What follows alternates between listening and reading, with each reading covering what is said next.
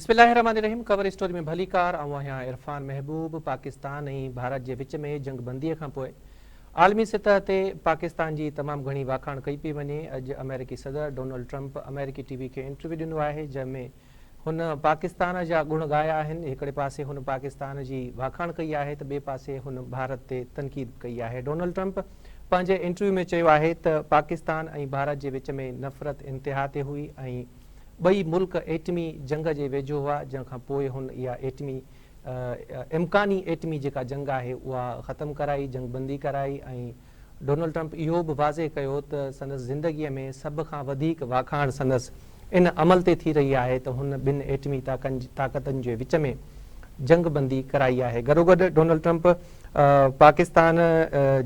पाकिस्तानियुनि जी ज़हानत जो एतिराफ़ कयो आहे ऐं पाकिस्तान में जेके शयूं तयारु थियनि थियूं या इन बाबति जेके पाकिस्तान जूं सलाहियतूं आहिनि उन जो बि खुली तौर ते हुन एतिराफ़ कयो आहे। गॾोगॾु भारत ते बि हुन तनक़ीद कई आहे ऐं चयो आहे त भारत दुनिया में सभिनी खां वधीक टैरिफ वठंदो आहे। गुज़िरियल ॾींहं वारे बयान जो जेकॾहिं पाण जाइज़ो वठूं त उन में बि डोनाल्ड ट्रंप सिधी रीति एप्पल कंपनी खे चवे थो त भारत में जेके एप्पल कंपनीअ जा प्लान्स आहिनि उहे बंदि कया वञनि। गॾोगॾु डोनाल्ड ट्रंप इहो बि वाज़े कयो आहे त पाकिस्तान सां संदनि तालुकात सुठा हुजण जे बावजूद बि तिजारत यानी कि वापार ओतिरी हद ताईं न थी सघियो आहे जेतिरी हद ताईं थियणु खपे। ऐं गॾोगॾु उन्हनि इन ख़्वाहिश जो बि इज़हार कयो आहे त पाकिस्तान सां हाणे जेके वापारी लाॻापा आहिनि उन्हनि खे वधायो वेंदो। ॿिए पासे पाण ॾिसूं था त भारत जेको पाकिस्तान जे ख़िलाफ़ु ऑपरेशन सिंदूर लॉन्च कयो, जेको बुरे तरीक़े सां नाकाम वियो ऐं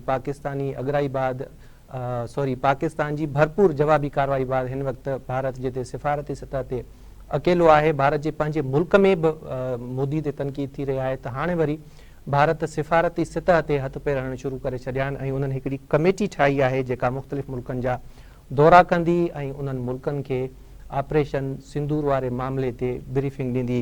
गॾोगॾु इन मामले में नाकामी खां पोइ पाण ॾिसूं था त भारत आबी जारियत ते बि लही आयो आहे ऐं हुन पाकिस्तान जो पाणी रोकण जे लाइ नवनि मनसूबनि ते कमु शुरू करे छॾियो आहे।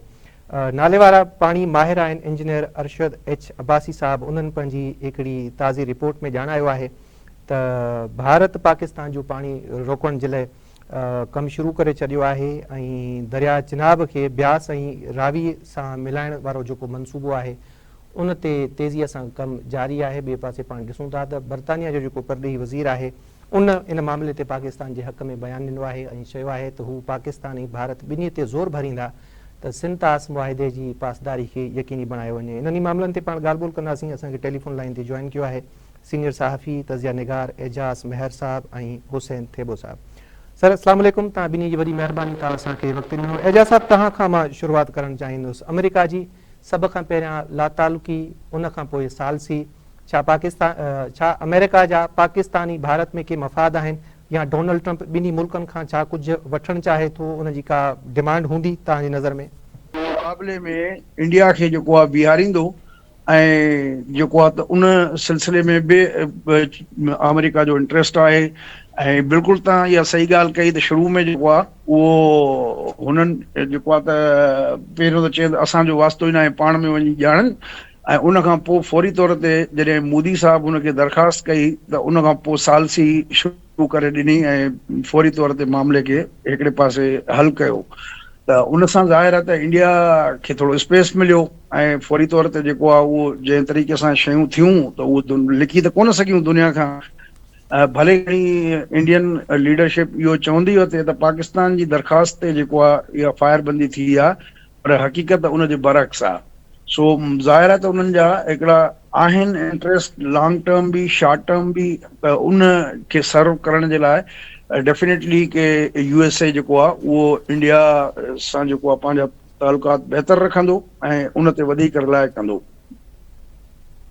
सही। अच्छा सर, सम्झो था त भारत सदाईं चवंदो रहियो आहे, बल्कि नरेंद्र मोदी जा त बयान तव्हां ॾिसो था त उहे रिकॉर्ड जो हिसो आहिनि, जंहिंमें हू इन ॻाल्हि ते ज़ोर भरींदा आहिनि, ऐलान कंदा आहिनि या इहो बांवर कराईंदा आहिनि त हुननि जी जेका सिफ़ारती पॉलिसी आहे या पाकिस्तान जे ख़िलाफ़ जेको भारत जो नैरेटिव आहे उन नैरेटिव ज़रिए हू पाकिस्तान खे सिफ़ारती सतह ते तनहा कंदा, अकेलो कंदा। पर अॼु पाण जेकॾहिं सिफ़ारती सतह जो थोरो जाइज़ो वठूं ऐं हीअ जेका छिकताण थी पाकिस्तान ऐं हिंदुस्तान ॿिन्हीअ जे विच में, त इसराइल खां सिवा पाण ॾिठोसीं त कोई बि हिंदुस्तान सां गॾु न बीठो। इन जी भेट में पाकिस्तान सां दोस्त मुमालिक त हुए ई गॾु बीठा, राब्ते में हुआ, पर ॿियनि मुल्कनि बि पाकिस्तान जी सपोर्ट कई। हाणे सिफ़ारती सतह ते नाकामी खां पोइ भारत में हिकिड़ी कमेटी ठही आहे जेका ऑपरेशन सिंदूर वारे मामले ते दुनिया खे ब्रीफिंग ॾींदी या मुख़्तलिफ़ मुल्कनि खे ब्रीफिंग ॾींदी, ऐं ॻाल्हियुनि में इहो कश्मीर मामिलो बि शामिलु आहे। हिंदुस्तान सिफ़ारती सतह ते जेका पंहिंजी साख ख़राब कई आहे या पाकिस्तान जी जेका साख हिन वक़्तु बुलंद थी आहे, त हाणे जेका इंडिया पंहिंजी पॉलिसी अख़्तियार करे पियो या सिफ़ारती सतह ते जेके उन्हनि हथ पेर हणी शुरू कया आहिनि, सम्झो था त हिंदुस्तान पंहिंजी विञायल साख बहाल कंदो? मुश्किल थो लॻे। ॾिसो, अॼुकल्ह डिजिटल दुनिया आहे, इन में कूड़ ॻाल्हाइण ॾाढो ॾुखियो आहे। त जहिड़े तरीक़े सां पाकिस्तान उन्हनि खे ओपन ऑफर कई त भई तव्हां कंहिं बि अणधुरी जांच करायो, ऐं जेकॾहिं असां जेको इन में कसूर निकिरे त असां उनजे ख़िलाफ़ एक्शन खणंदासीं। ऐं उन जेका ओपन ऑफर हुई, उन सॼे हिननि जे किसे खे वाखो करे छॾियो, छो त इन मामले ते मोदी हिकिड़ो बि को जवाबु नाहे ॾिनो। ऐं इन दुनिया जेको आहे सम्झे थी त पाकिस्तान जो जेको इहो मौक़िफ़ आहे उहो मुनासिब मौक़िफ़ आहे। ऐं इहो ई सबबु आहे त रशिया बि थोरो इंडिया खां डिस्टेंस करे वियो, ऐं इवन अरब मुल्क जेके आहिनि उहे बि पोइ ते हटिया। ऐं पहिरियों दफ़ो OIC जेको तकिड़े क़िस्म जो स्टेटमेंट जारी कयो, न त नॉर्मली इंडिया पाकिस्तान जे मामले में OIC एतिरो जेको आहे त वाज़े ऐं चिटो मौक़िफ़ न रखंदी आहे। पर हिन मामले में जेको आहे उन्हनि जो बि इहो हुयो त भई जांच थियणु घुरिजे। ऐं ज़ाहिर आहे त जेको इंडिया खे हिकिड़ी रुसवाई थी। ॿियो जेको इंडिया हिन सॼे अरसे में हिकिड़ो नैरेटिव बिल्ड कयो त भई कश्मीर असांजो बायोलेटरल इशू आहे, असां इन में ॿी कंहिंजी बि सालसी क़बूल न कंदासीं। त हिकिड़ो त ट्रंप साहब जंहिं तरीक़े सां बयानु ॾिनो, ऐं उन मां इहो लॻे थो त जॾहिं इंडिया फायरबंदी या जंगबंदी जे लाइ राब्तो कयो अमेरिका सां, त अमेरिका बि हिननि सां ॻाल्हायो हूंदो त भई तव्हां जेके मसइले जी जड़ आहे, जेको दुश्मनी जी जड़ आहे, उन खे छो नथा ख़तमु कयो, ऐं उन ते तव्हांखे ॻाल्हियूं करणियूं पवंदियूं। त उन ते हुननि एग्री कयो आहे त जेको इंडिया जो थर्ड पार्टी सालसी वारो जेको हिकिड़ो रागिणी हुई, उहा बि ख़तमु थी वई, ऐं उहो नैरेटिव बि हिननि जो बंदि थी वियो। ऐं ॿियो जेको इहे चवंदा रहिया त असां पाकिस्तान सां तेसि ताईं ॻाल्हियूं न कंदासीं जेसि ताईं दहशतगर्दी बंदि न थींदी। त हाणे उन मामले जेको आहे त उन ते बि ॿितरफ़नि मामलनि ते ॻाल्हाइण लाइ तयारु आहिनि। ऐं ट्रंप चवे पियो त भई तव्हां पंहिंजा तिजारती तालुकात बहाल कयो ऐं तिजारत कयो पाण में। त इहे सभु शयूं जेको आहे त उहो इंडिया जे जेको हिकिड़ो स्टेटेड पॉलिसी रही आहे पोइ पूरे हिकिड़े ॾहाके खां वठी, त उन जी ही बिल्कुलु नफ़ी आहे। ऐं ही वॾी हिकिड़ी चेंज आहे। त उहो ही जेको इवेंट हुयो उनखे मिसहैंडल कयो इंडिया, छो त उन्हनि वटि कोई ठोस उन जा सबूत हुया कोन। त अॼुकल्ह जी दुनिया में जेको आहे उहो कन्विंस करणु कंहिंखे बि उहो ॾाढो जेको आहे उहो एतिरो कूड़ ॻाल्हाइण या कंहिंखे भुलाइण जेको आहे त या उहो एतिरो मुमकिन कोन्हे को। त उन में सॼी दुनिया ॾिठो, ऐं पाकिस्तान जो जेको हिकिड़ो बीफ्टिंग रिस्पॉन्स हुयो उनजी बि एप्रिसिएशन पई कई पई वञे। ऐं जंहिं तरीक़े सां इंडिया खे इहो सोचियो बि न हूंदो, जंहिं तरीक़े सां हुननि जो सिस्टम हैक करे, साइबर अटैक करे उन्हनि जो बिजली निज़ाम दरम बरम थी वियो, उन्हनि जो सॼो जेको आहे ट्रेन जो सिस्टम दरम बरम थी वियो।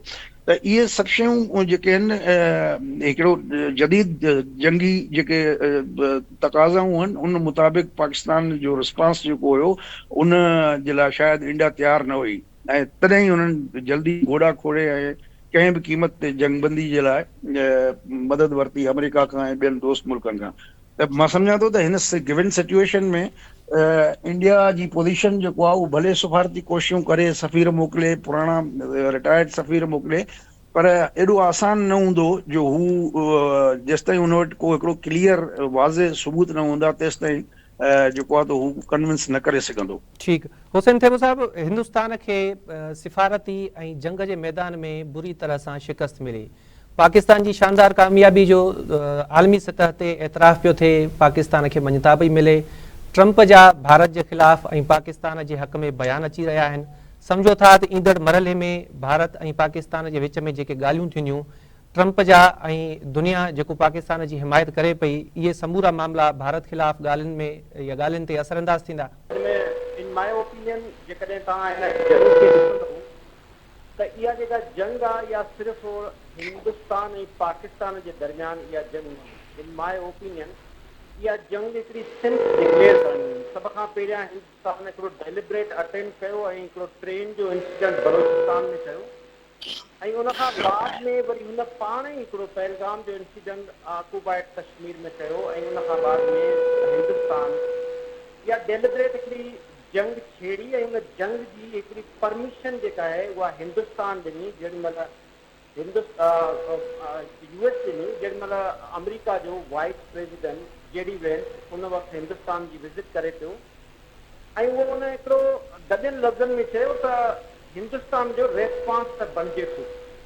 माना हुन इन शइ खे प्रोवोक कयो, हुनखे शइ खे डेलिब्रेट अटेम्प्ट कयो त इहो जेको हिंदुस्तान आहे इहो भली रेस्पॉन्स ॾिए, पर उनजे रेस्पॉन्स खां पोइ जेका पाकिस्तान हिकिड़ी पंहिंजी सॉवरिनिटी और पाकिस्तान जेका पंहिंजी हिकिड़ी स्किल एबिलिटी ऐं जेका जंगी पंहिंजी स्ट्रेटजी आहे उहा दुनिया खे ॾेखारी त असां केतिरा पावरफुल आहियूं ऐं असांखे केतिरी जंगी स्ट्रेटजीअ में असां बहितर आहियूं। हिंदुस्तान हुसैन साहब तव्हांजी ऑडियो में थोरो इशू थो हुजे, टेक्निकल मसलो थो लॻे। ॿीहर तव्हां ईंदासीं, असां एजाज़ साहब खे कंटिन्यू कंदासीं ऐं थोरी देरि में तव्हांखे ॿीहर असां कनेक्ट कयूं था। एजाज़ साहब, तव्हां छा था सम्झो डोनाल्ड ट्रंप जा पाकिस्तान जे हक़ में बयान ऐं भारत मुखालिफ़ बयान? कल्ह बि पाण ॾिठोसीं, अॼु बि पाण ॾिठोसीं, ऐं मुसलसिल जेके बि ट्रंप जूं गॾिजाणियूं थियनि थियूं या जेके गुज़िरियल 2-3 ॾींहंनि में ट्रंप जा जेके दौरा थिया आहिनि उन में पाकिस्तान ऐं भारत जो ज़िक्र। सम्झो था त पाकिस्तान ऐं भारत जे विच में जेके ॻाल्हियूं थियणियूं आहिनि इहे समूरा मामला भारत जे ख़िलाफ़ इन मामले ते असरअंदाज़ थींदा? डेफिनेटली थींदा। ऐं जीअं अॻु में बि मूं चयो त भारत जो जेको इहो हिननि हिकिड़ी नैरेटिव बिल्ड कयो पूरी हिकिड़े 10 सालनि दौरान, त उहो उन्हनि जो हिकिड़ो ईअं 10 मिंटनि में उॾी वियो। त ज़ाहिर आहे त जॾहिं अमेरिका हिकिड़ो गारंटियर बणियो आहे त उहो शयुनि खे डेफिनेटली के अॻिते स्मूथ तरीक़े ॾे वठी वेंदो। ऐं इहा अमेरिका जे इंट्रस्ट में बि आहे ॻाल्हि त जेकॾहिं इंडिया खे चाइना जे मुक़ाबले में आणणु थो चाहे ऐं हिकिड़ो रीजनल पावर बणाइणु थो चाहे त उनखे ॿियनि जेके पाड़ेसी मुल्कनि सां जेके इशूज़ आहिनि उहे सेटल करे ऐं उनखां पोइ अॻिते वधण जे लाइ यकीनन जेको आहे इहो अमेरिका जी ख्वाहिश ज़रूरु हूंदी।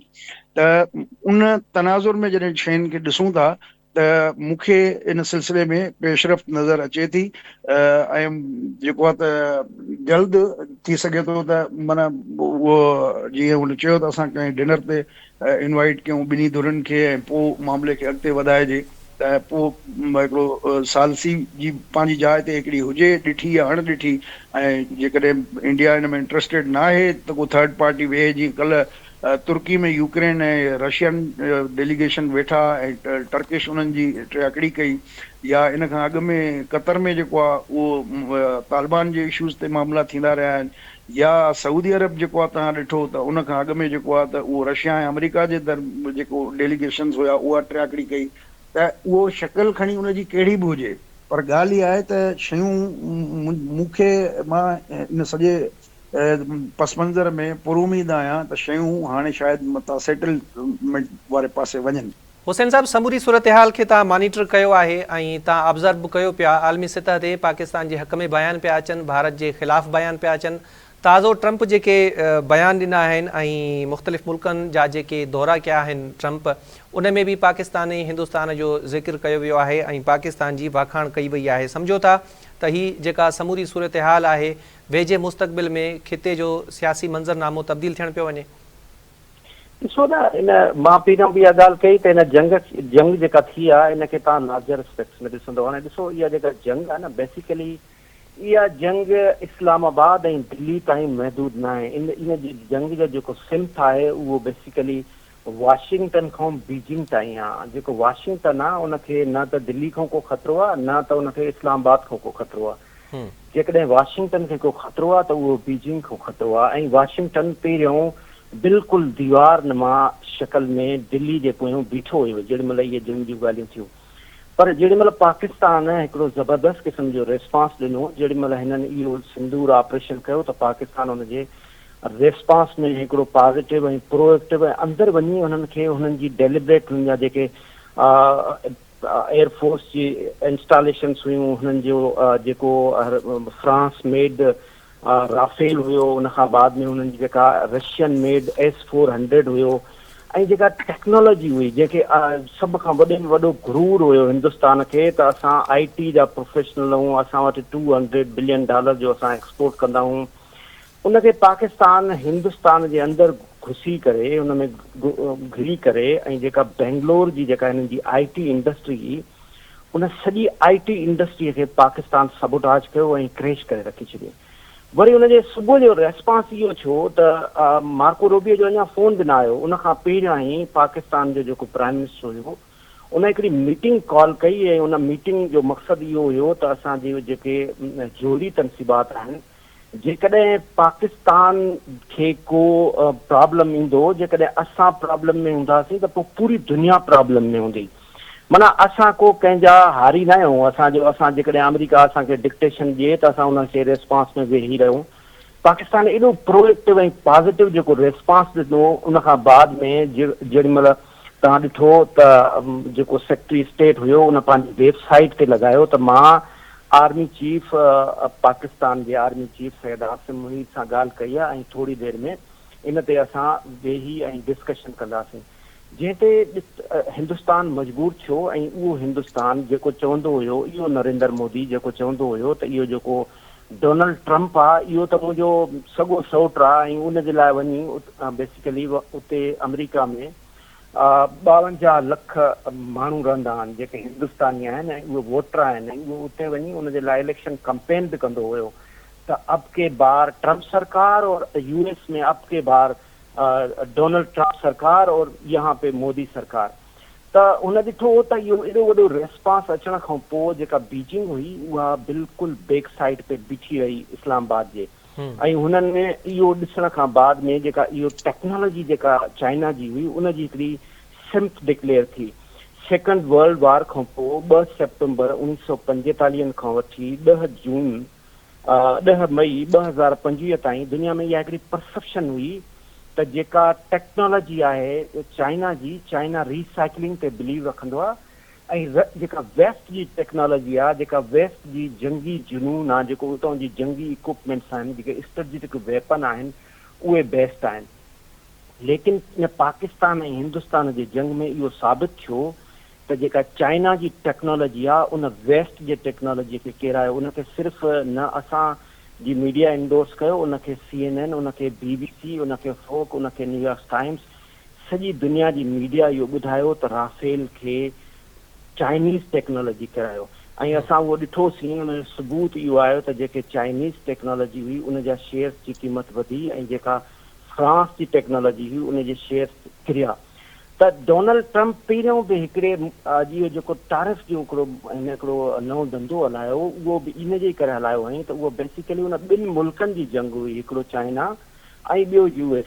हुनखे उन में बि उहो शिकस्त ॾेई वेठो हो, छो जो चाइना कंहिं बि सूरत में किथे बि झुकियो न। वरी हाणे असां हिन जंग में ॾिठोसीं त जेका चाइनीज़ टेक्नोलॉजी ऐं ख़ासि तौर ते US इहो चाहे पियो त मां हिकिड़ो प्रॉक्सी पंहिंजो बुलडॉग हिकिड़ो दिल्ली जे मां शक्ल में हिकिड़ो ठाहियां ऐं जेकॾहिं मूंखे एशिया में या हिन रीजन में का अनसर्टेनिटी पैदा करणी हुजे त मां हिंदुस्तान खे यूज़ कयां, उहो कंप्लीटली फेल वियो ऐं पाकिस्तान पंहिंजी सॉवरेनिटी ॾेखारी।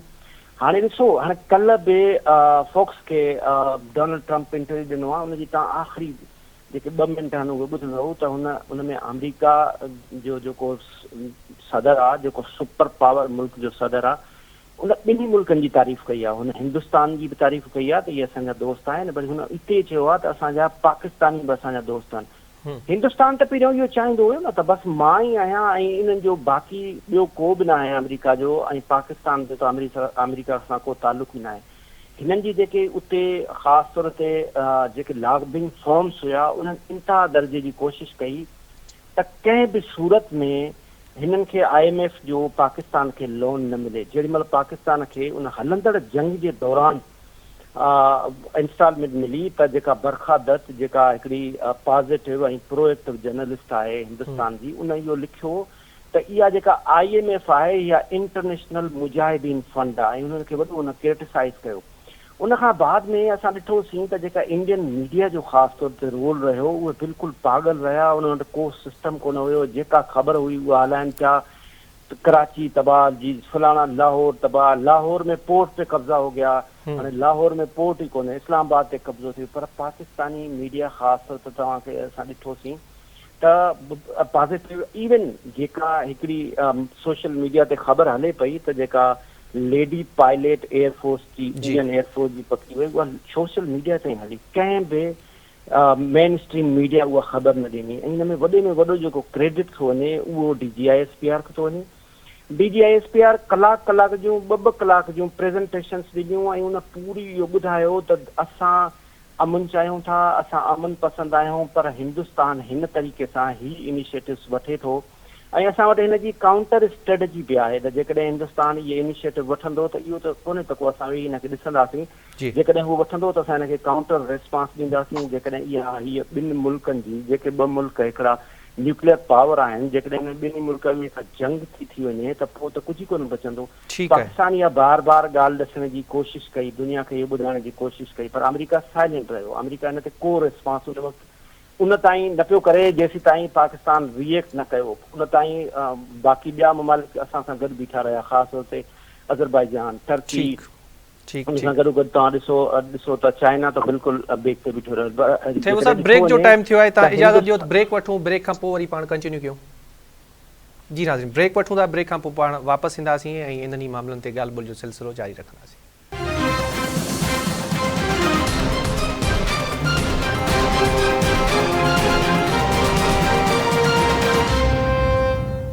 वेलकम बैक नाज़रीन, पाण ॻाल्हि ॿोल पिया कयूं पाक भारत छिकदाण ऐं जंगबंदी खां पोइ वारी सूरत हाल ते। असांखे टेलीफोन लाइन ते जॉइन कयो आहे GR बलोच साहब, पाण अगूणा सफ़ीर आहिनि, गॾोगॾु हुसैन थेबो साहब सीनियर सहाफ़ी तज़िया निगार आहिनि, उहे बि असां सां लाइन ते गॾु मौजूदु हूंदा। GR साहब, तव्हां खां शुरूआत कंदासीं। अॼु ख़बर अचे पई त भारत बदतरीन शिकस्त खां पोइ हाणे वरी आबी जारीअ ते लही आयो आहे ऐं पाणी माहिर आहिनि अरशद H अब्बासी साहब, उन्हनि पंहिंजी रिपोर्ट में ॼाणायो आहे त भारत पाकिस्तान जो पाणी रोकण जे लाइ चनाब ऐं ब्यास खे रावी दरिया सां मिलाइण जे लाइ कमु शुरू करे छॾियो आहे ऐं ही 2011-12 में इन जा फंड बि रखिया विया हुआ। हाणे ही जेको पाकिस्तान ऐं भारत जी छिकदाण आहे, अमेरिका जी मुदाख़लत खां पोइ मामिलो ॻाल्हियुनि वारे पासे पियो वञे। ॻाल्हियुनि वारे मामले में तव्हां सम्झो था त हाणे सिंध तास मुआहिदे जो मुस्तक़बिल छा हूंदो? पहिरीं ॻाल्हि थी आहे त जेको भारत जो रवैयो आहे उहो ॾाढो ख़तरनाक आहे रीजन जे अमन जे लाइ ऐं पाकिस्तान जी सलामती जे लाइ। ऐं it will be for the first time in recent history में त कंहिं मुल्क पाणी खे वेपनाइज़ कयो आहे ऐं या हिकिड़ी जेका टूटी आहे उनखे हुन स्ट्रेटेजिक वेपन जे तौर ते इस्तेमालु कयो आहे। सो इहो हिकिड़ो वॾो न सिर्फ़ आहे हिकु लिहाज़ सां वायलेशन ऑफ अ ट्रीटी आहे, लेकिन बज़ाते ख़ुदि हिकिड़ो इनखे जेको आहे सो जेको बैनुल अक़वामी क़ानून आहे उन मुताबिक़ it is a crime against humanity. छाकाणि जो तव्हां जेकॾहिं कंहिं सिविलाइज़ेशन जो, कंहिं माण्हुनि जो, कंहिं मुल्क जी एग्ज़िस्टेंस खे तव्हां थ्रेट था कयो बाय यूज़िंग नेचुरल रिसोर्सिस, त उहो बज़ाते ख़ुदि हिकिड़ो जुर्म आहे अगेंस्ट द ह्यूमैनिटी। सो मूंखे ईअं लॻे थो त असांखे हिकिड़ो त डिटेरेंट जेको करिणो पवंदो पंहिंजो, ऐं जेको असां हिनखे रेड लाइन करे छॾियो आहे। ऐं आई थिंक इहो हाणे जेको पैगाम आहे सो हिंदुस्तान ताईं वञणु घुरिजे। इहा ॻाल्हि असांजे स्टेटमेंट्स में बि आहे लीडरशिप जे त any diversion of water of Indus system, river system, will be an act of war. ऐं act of war ji implication Hindustan खे ख़बर हुअणु घुरिजे त जेकॾहिं हिकिड़ो मुल्क ॿिए मुल्क जे कंहिं स्टेप खे एक्ट ऑफ वार तसवुर थो करे त उनजा छा रिपरकशन थिया था। सो लिहाज़ा मां रुगो इहो ई उमेद थो कयां त शायदि अञा ताईं हू वॉर हिस्टेरिया मां न निकिता आहिनि हिंदुस्तान जा हुक्मरान, हिंदुस्तान जो मीडिया ऐं हिकिड़ो ख़ासि तबिको जेको आहे हिंदुस्तान में जेको BJP खे सपोर्ट थो करे। सो मुंहिंजो ख़्यालु आहे होपफुली जॾहिं इहो फीवर ख़तमु थी थो वञे they will revert back to its and they should know it. ऐं पाकिस्तान ॾाढो वाज़ह चई छॾियो आहे ऐं वरी उनखे दोहिराइजी सघे थो त हिन इन ई एग्ज़िस्टेंशियल इशू खे वेपनाइज़ करण सां ख़िते में अमन न बल्कि हिकिड़ी अञा बि ख़तरनाक जंग जेका आहे सा छिड़ी सघे थी।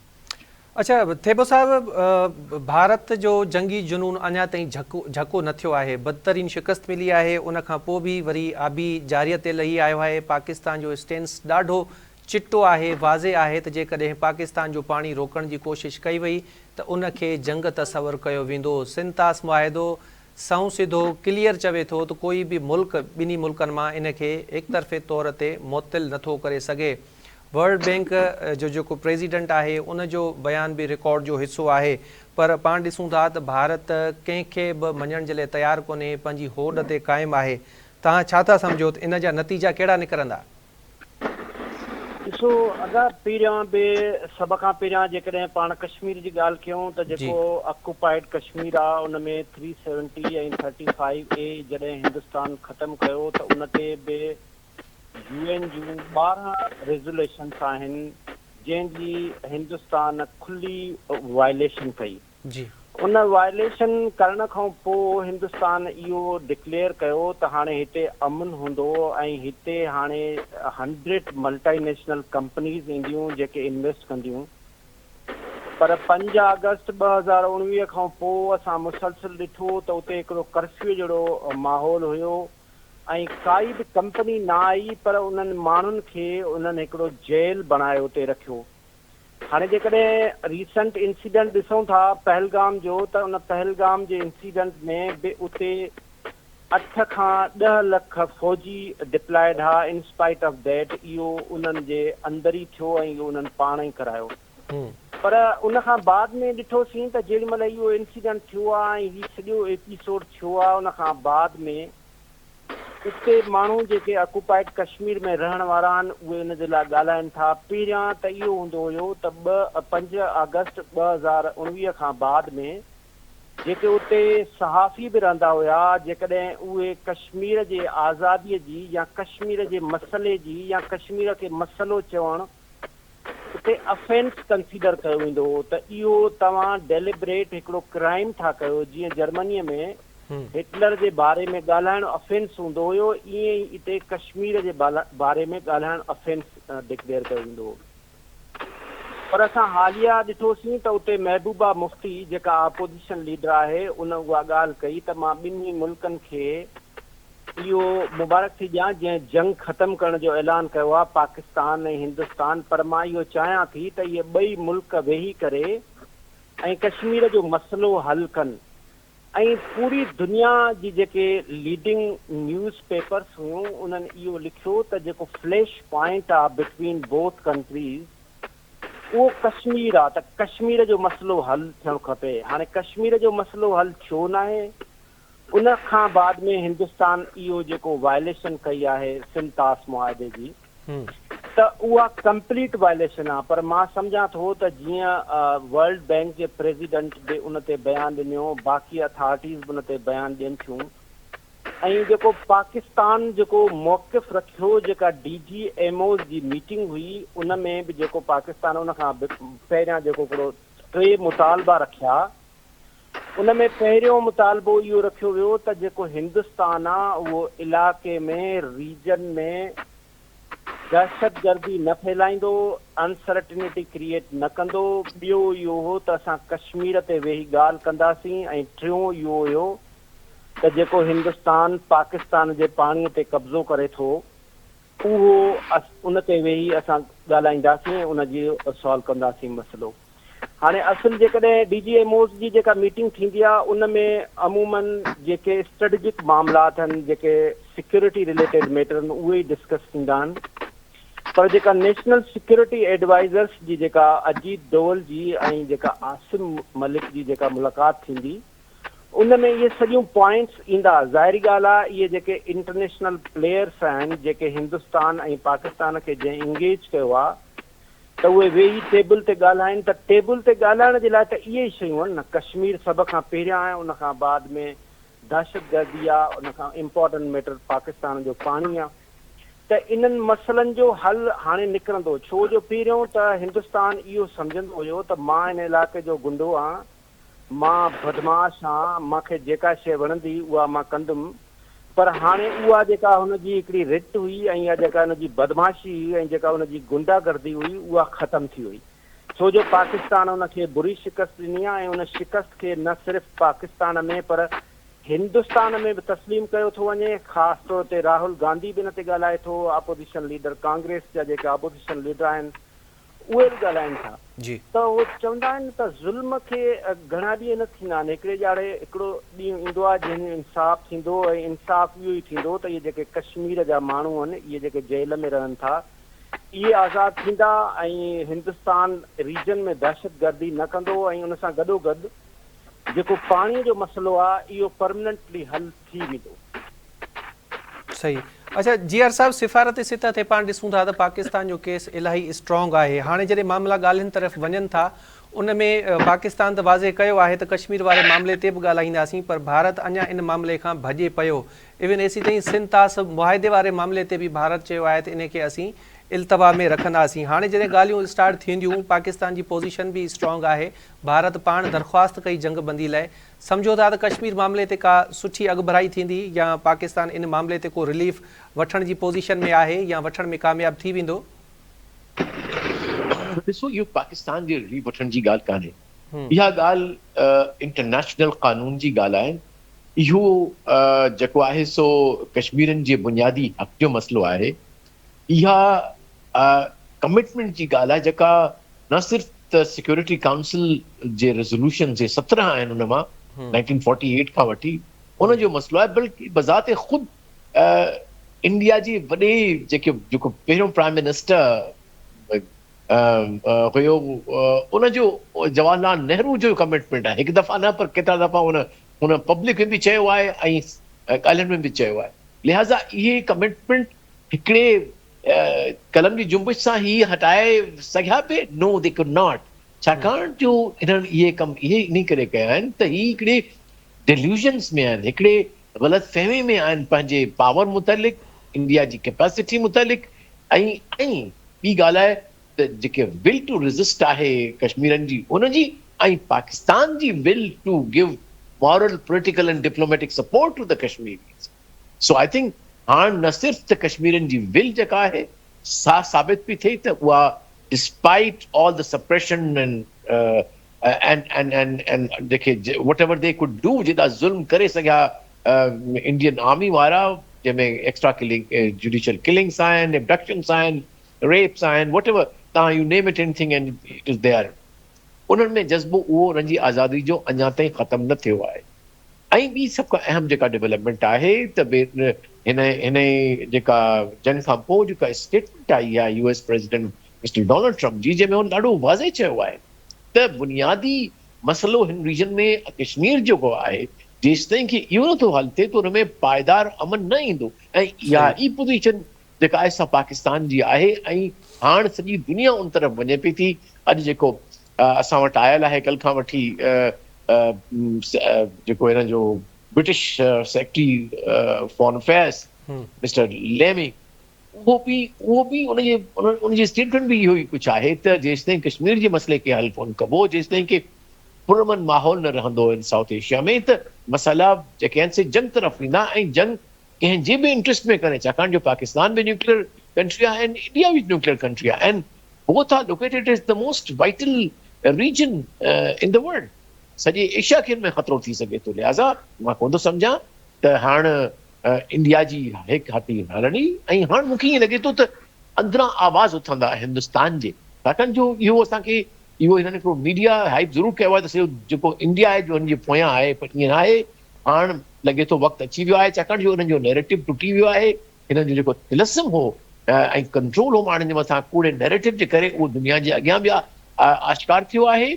ऐं माण्हुनि में बि उहो हाणे अचे पियो हिंदुस्तान मां आवाज़। इनफैक्ट RSS जो जेको हेड आहे हुन चयो आहे त हिनखे मोदी खे ऐं मोदी सरकार खे वञणु घुरिजे, दे शुड रिज़ाइन। सो ऐं ऑब्वियसली कांग्रेस मां त घणा सारा आवाज़ अचनि पिया था। त मूंखे इहा लॻे थी त हिंदुस्तान मां आवाज़ उथंदो ऐं they will have to go. इहा मुंहिंजो इहो प्रिडिक्शन आहे त this is the beginning of end of Modi's fascist regime. ठीक है जियर साहब तव्हांजी वॾी महिरबानी हुसैन थेबो साहब अव्हांजी बि वॾी महिरबानी अव्हां असांखे वक़्तु ॾिनो ऐं नाज़रीन इन सां ई कवर स्टोरी जो वक़्तु पंहिंजी पुॼाणी थो पियो अचे मूंखे ॾींदा इजाज़त अल्लाह ने के बाद